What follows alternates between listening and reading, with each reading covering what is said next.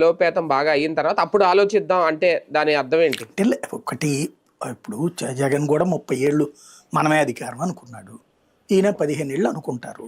అనుకున్నంత మాత్రాన అవుతుందని కాదు కదా. అది ఒక కాన్సెప్ట్ అంతే. ఇక ఏంటంటే అవతల వాళ్ళని డిమోరలైజ్ చేయడం. అబ్బే మీకు 15 ఏళ్ళు దాకా మీరు రాలేరురా, మీరు ఆ పార్టీని నమ్మబాకండ్రా, అరే అధికారులు మీరు ఎవరో అతను నమ్మబాకండి, అతను రాడు, భయపడబాకండి మీరు అంటే అతను ఏదో చెప్తున్నాడు కదా, మీరు వస్తే మేము వస్తే కఠిన చర్యలు తీసుకుంటాం అనేసి మీరు ఎవరు భయపడబాకండి.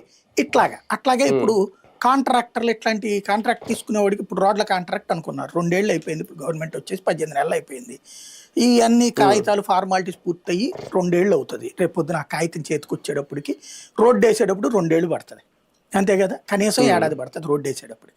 ఆ రోడ్డు వేసాక అతను 50 కోట్లు 100 కోట్లు ఖర్చు పెట్టుకున్నాడు.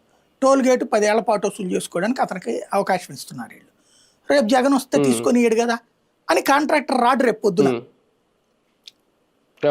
దానికి నువ్వు ప్రభుత్వం నుంచి అందుకే ఎదురు డబ్బులు ఇస్తామంటున్నారు అనమాట.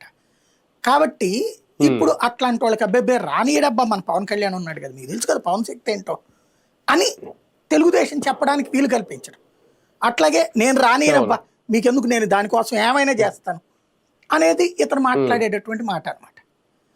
అది పవన్ కళ్యాణ్ చేస్తున్నటువంటిది ఏంటంటే కాంట్రాక్టర్లు రావట్లేదు ఇప్పుడు ఎవరు కూడా, అది ఓపెన్ గా కనబడుతున్నది కదా.